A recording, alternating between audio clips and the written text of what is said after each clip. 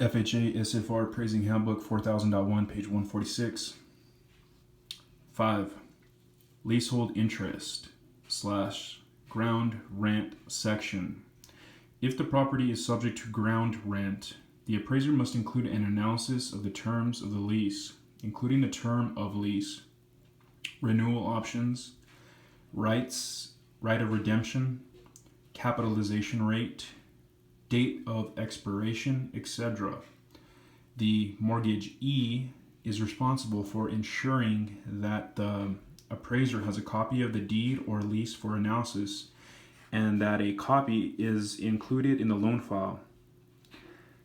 The heating / cooling certification and insulation maps may be on the data plate, or they may be in separate documentation provided with the house. The data plate is not required to include a heating and cooling certification. Manufacturers and in-plant inspection agencies are not required to maintain the heating and cooling certification information. Field: HUD data plate. Protocol: mark the appropriate box to indicate if the data plate is attached. If the data plate is missing or the appraiser is unable to locate it, the appraiser only needs to report this fact and is not required to secure the data plate information from another source.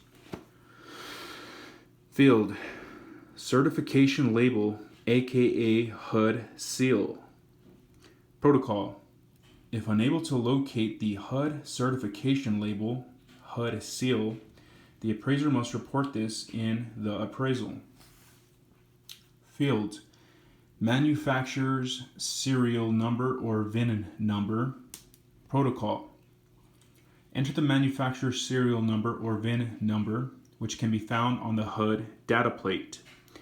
If the data plate is missing, the serial number is stamped on the foremost cross member of the supporting frame of the hitch end of the manufactured home.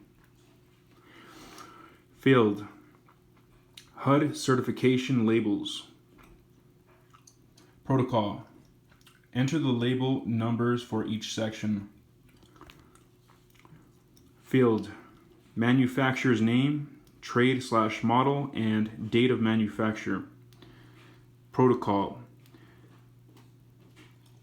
provide the manufacturer's name, model name of the subject unit, and date of manufacture from the HUD data plate.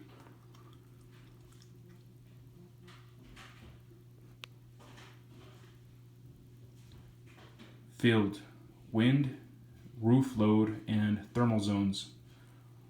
Protocol: the HUD data plate contains wind, roof load, and thermal zone maps, which designate the zone for which the house was constructed.